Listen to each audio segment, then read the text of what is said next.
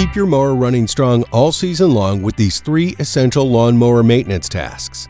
Performing regular maintenance and checkups on your air filter, spark plug, and oil will make sure your mower is ready to mow when you are. The air filter prevents dirt from getting into the engine.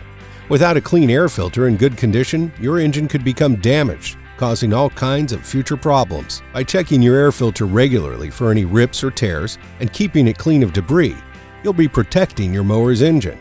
The spark plug helps your mower to start easier and allows the engine to run more efficiently. You'll want to make sure your spark plug is in good condition and properly gapped for your mower. Oil helps to keep your mower's engine in good condition, preventing wear and tear. Over the season, dirt can collect in the oil, ruining the engine. By checking and changing your oil regularly, you'll make sure your mower continues to run smoothly.